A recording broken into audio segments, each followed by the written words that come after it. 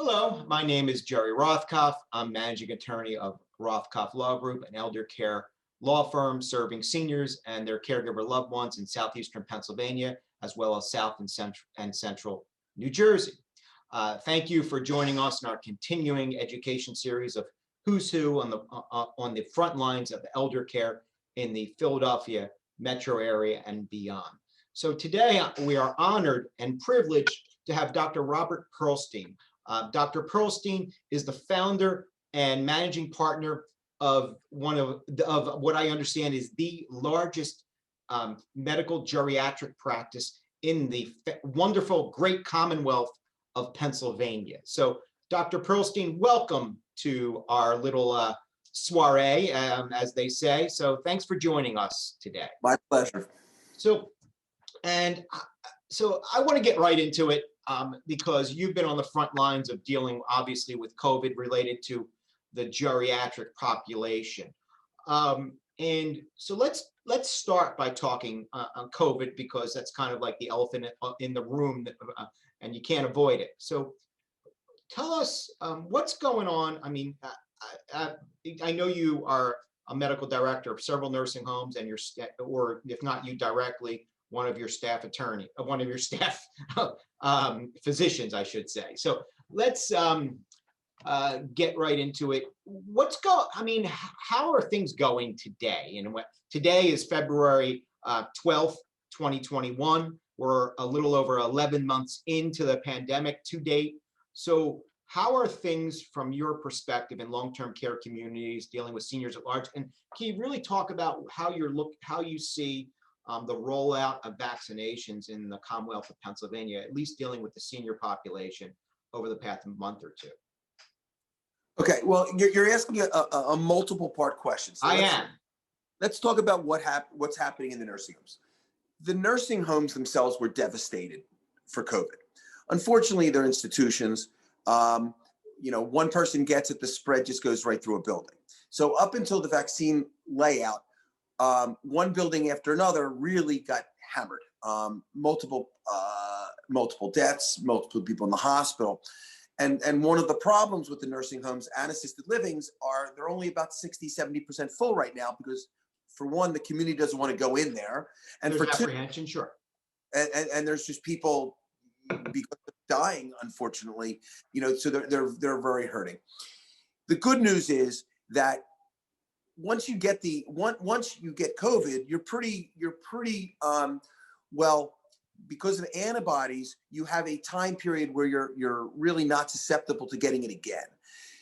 We don't know how long that is, and that's why we have the vaccine. Fortunately, we finally have vaccines.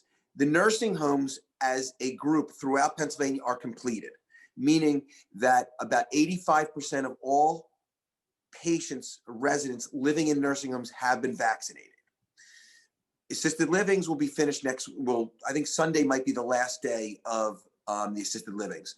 So the state was pretty good at making sure that all of the nursing home and assisted living residents got the vaccines. The good news is that between 85 and 90% of those people did get it.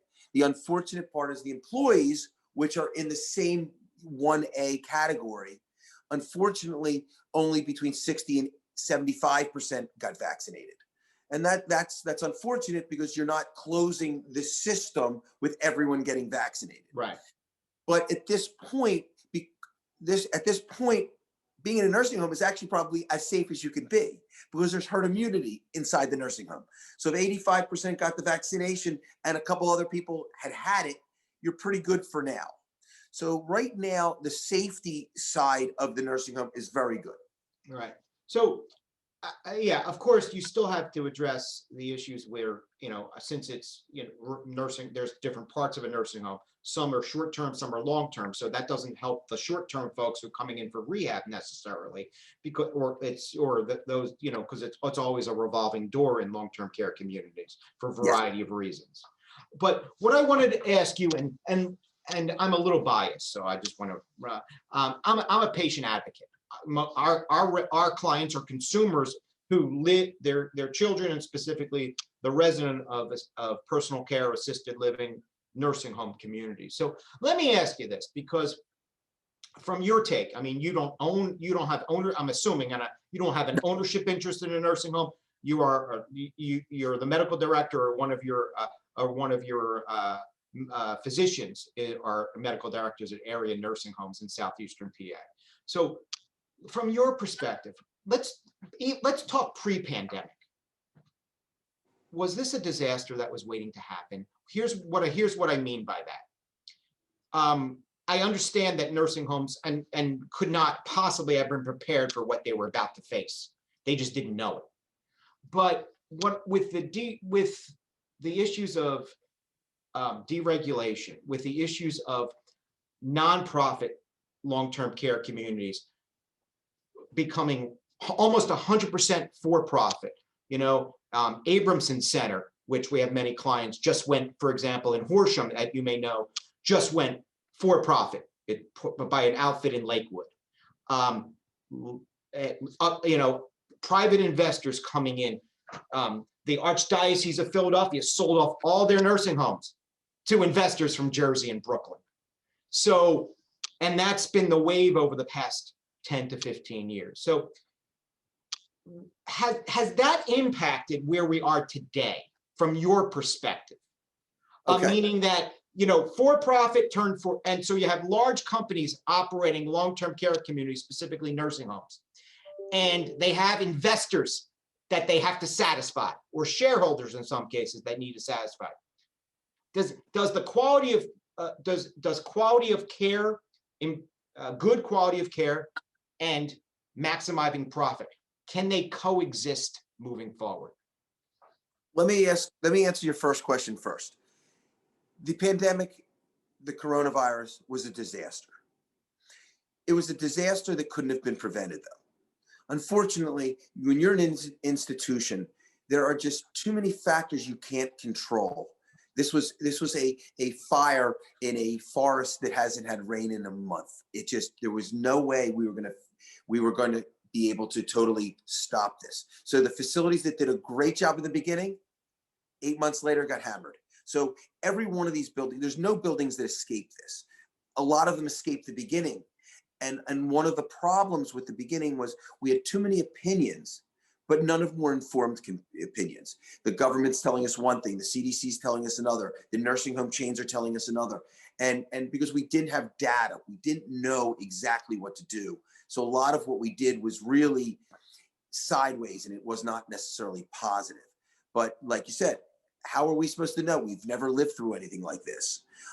Some homes were more prepared than others. Some had more PPE than others. So everyone dealt with it a different way. Unfortunately, over the 8 months, the ones that were so good in the beginning still ended up having problems towards the end because none of their people had any antibodies. So once 2 or 3 people got it, it spread through the whole facility. So that's an unfortunate thing. You ask a great question about this profit versus nonprofit. When I first started 20 years ago, the nonprofits were much different. The nonprofits had many more employees. The ratios were amazing. They had a lot of volunteers. And if you went to the Catholic home, you went to the Jewish home, you had so many children running through there. The attitude was much different society-wise. It's not that the care was much better, but it was warmer and there were more people providing it. Even 10 years ago, the same groups, even though they were still nonprofit, they were still the Catholic home, they were still the Jewish home, people stopped doing that. It became more of a business, and the community did not support them as much as they did. So there was a little bit of a bridge. So it didn't go from a ton of people helping, volunteering, and being in the building to no one. It kind of slowly got worse. And then when these new companies came in, it wasn't a major shock that all of a sudden there's less people running around the building. And the new for-profit companies are very similar, and they have their way of treatment. Is it as good? Probably not. The care is a little bit better because it's more calculated. The metrics are more important. Whereas the older nonprofits were more mom and pop and a little bit more warm and fuzzy. They weren't worrying about the metrics. And when I talk about metrics, it's the amount of times you go back to the hospital. It's the amount of people that end up with urinary tract infections. These are metrics that actually are being done better by the for-profit because they are getting dinged for not doing a good job. And that's where the money is. The money is making sure you do a good job. So in one way, the care is actually better. It might not be as warm and fuzzy. And I think that's the biggest difference. Interesting. So it's an interesting way to look at it. So thank you for that opinion. So but like anything else in life, it's not what you do, it's how you say it that matters in the end. In reality, it's the message that matters in the end. And I think that's similar analogy to what you just said. So moving on. So I want to talk about Suburban Geriatrics because I have an opportunity to review your website. And I'm impressed with how you have structured Suburban Geriatrics. I guess, so when you first started in geriatrics, it was just, you were a traditional geriatric physician. But now you have, obviously you have physician assistants, you have nurse practitioners, but more importantly, you have geriatric social workers, several of those on your staff. Can you talk about why because I think you're an anomaly in a good way, because although large healthcare systems like large hospital systems have patient navigators, which I think is important, I have tried to instill with my friends who work in geriatric medicine the need why their wife as office manager may not be best suited to be that navigator in the office. And the issue for them is, well, who's paying for that? There's no reimbursement for it. It's coming out of my pocket. And I say, I get that, but that's value added for your patient and their family. I understand that, but that's called an investment. So, and your wife's wonderful. I've known her for 40 years, but I don't think she's well suited for that position. So, and then we're still good friends, but we agree to disagree. So why do you have that? I understand why you have it, but I want the public to understand why that resource exists and why you saw the need to bring that aspect into your practice. It all starts when I started. I did my fellowship at the Philadelphia Geriatric Center, which was an amazing institution back in its day. It provided geriatric care throughout Philadelphia in multiple ways. So I decided I wanted to be a geriatrician. I liked older people. I liked everything about it. What I believe, in order to be a real good geriatrician, I looked at it as spokes on a wheel. I wanted to be able to provide or be involved in all the services that were geriatric. When I actually started my practice when I was doing my fellowship. I started doing, with Philadelphia Corporation of the Aging, I started doing house calls in Germantown. And one of the problems that we had was, what happens when they went to the hospital? What happens when they went into rehab? What happens when they went to hospice? What happens, when their caregiver had a problem? And I wanted to be involved in all of those pieces.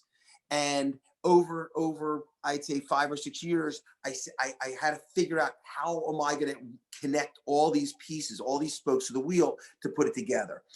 And having a really strong social worker really helped from a communication standpoint, as well as a setup standpoint, from paperwork, and it let me let me practice medicine. And it also helped me bridge all these social issues that are part of taking care of someone. And really, it allowed me that when something would happen that I wasn't as comfortable with, I always had someone that was always comfortable with it. And I think that she helped get me through a lot of different scenarios that I wasn't expecting. And it's really worked, and we've grown. We're now associated with hospice and home care, and we do a lot of, we have a whole house call practice. So all of these, everyone works together. We're a full team effort. Right. On your website, I mean, I use an analogy to medicine. A fully, activated patient. When in our elder care law practice, I want an activated client. So when a client comes to me and they say, we need, I need a handicapped accessible ramp for my husband who's wheelchair bound. And oh, by the way, he's a veteran. Will the VA administration cover that? Well, although that's not arguably a legal issue, that is the issue for the client. And we need to solve that. It's not about just, just preparing a will, a trust, or even qualifying them for Medicaid. We have to find out, we have to deal with reimbursement. We want to make sure their house is safe. It's safe in emergency to come and go as needed. Well, if there's one step and and the person can't navigate that one step into the house, well, it may as well be a skyscraper. It's going to be the same result. So I understand where you're coming from. So do you think that's the future? What I mean by that, how you have structured your practice, and on your website you talk about a medical home, and that's really sounds like how you structured your practice. It's a medical home, more of a one-stop shop. Right. So do you think that's the future? And if you think that's the future, do you think you're going to have buy-in from your colleagues? I don't think it's the future at all. I think it's the opposite of the future. Unfortunately, that's part of the problem, which is given us, it's worked for us. We are now in a situation where you go into the hospital, you see a hospitalist. You see a PCP only when you're not very sick. You see home care in the between. Unfortunately, we've become very segmented in healthcare. And, no one wants to talk to anybody, which is why every day I want to do more of what I'm doing, because someone's got to bridge the gap. And no one wants to. When you go into the hospital, you're taking care of a hospitalist that works a 12-hour shift. He leaves, might not be back for a week. So there is no real emotional connection to the doctor that you're following within the hospital. So when you get discharged, you're being discharged by an institution, not a person. And unfortunately, the PCPs now only work in their offices, and they really don't want to be involved in patients when they go to the hospital or until they're back in their office. So now we have another gap. We have a gap of person gets discharged from the hospital. They're at home for 3 weeks. No one's following it except for possibly home care, which is a nursing agency, until they get back to the PCP. And then the PCP says, all right, I'll start taking care of you again. So that is the exact opposite of what we do. And I think that it might be because of costs, reimbursement. I am not sure why, but that's the direction the system is going in. And I think at least in the near future, it's continuing to go, if anything, even more so. Dr. Pearlstein, I'm not happy with that lack of optimism. So I want to end on a positive note. Give me something I can work with in a positive sense. It sounds like you have some significant pessimism for the future of the healthcare delivery system for seniors. So is there any good that you see forthcoming, either from the Biden administration compared to the Trump administration? Maybe more services of reimbursement for that navigation piece we talked about, or maybe issues related to taking monies that are unfortunately still federal money still designed for more institutional nursing home care, and continuing the trend to move that to a home and community setting. Give me something I can work with that going forward. I mean, it's Friday, right before Valentine's Day, for God's sakes. I want to end the week on a happy note, not this pessimism. Well, I don't know if it's true pessimism, but there's two ways to look at efficiency: efficiency of cost and efficiency of actually social benefit. And I think that the efficiency of cost is why we have hospitalists. I think the social part of it is not. I do think in the future, I think that there's going to be a new part of medicine called post-acute, where I think that you're going to see a lot more healthcare driven in that period of time, from leaving a hospital to getting back to your PCP. I think that's going to become a new specialty. I think that we look at healthcare and we look at metrics, and much more so than we did 5 to 10 years ago. And I think that the metrics are driving a lot of the decisions we're making. And I think that, and I'm hoping that these metrics actually start pointing us in a better direction from the social aspect of our seniors. I think that there's a lot offered to our seniors. It's just hard to navigate that field, which I Right. know with And your practice, you're good at that because you're helping that, you're being a behind the scenes navigator. We're doing the same thing. I think that that's the next part of medicine but that needs to be improved. but it takes a lot of work, and it also takes a lot of money. And Absolutely. and it takes a will.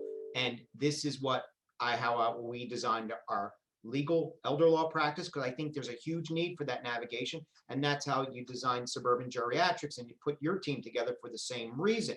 So we can talk hours about this, but I will end. There was a great quote. It was in an article in NP, Kaiser Health News, which is one of my favorite websites to utilize for senior care issues, healthcare related. And NPR did a story about the vaccination process, not just in Pennsylvania, but nationwide. And this was a great quote, and this really talks about the navigation piece. The article, and I'm paraphrasing, but the article stated as such: if there is a contest between a 25-year-old typing to navigate the vaccine website and an 85-year-old at the same time typing to navigate that vaccine website, that's cruel and inhuman, because the 25-year-old will win every time. And to a certain extent, that's where we are right now, which is really sad. And that's what we and you and your team are trying to butt up against. And in many cases, unfortunately, it's like trying to paddle upstream without a paddle, trying to go upstream without a paddle to a certain extent. And so the good news is there's people like you, there's people like I to address that. And so hopefully someone will be listening out there. So with that, I can talk for hours to you about this. I think it's a fascinating issue to deal with, but there's only so much limited time. So Dr. Pearlstein from Suburban Geriatrics, him and his team work in southeastern area nursing homes, and also have an inpatient and a significant home care practice as well. If you want more information on Suburban Geriatrics, their website's very simple, suburbangeriatrics.com. You can reach out to them. So Dr. Pearlstein, thank you so much for your time today. Very much appreciated. Some great insights, great conversation, and more importantly, happy Valentine's Day. Thank you. My pleasure. All right. Thank you very much.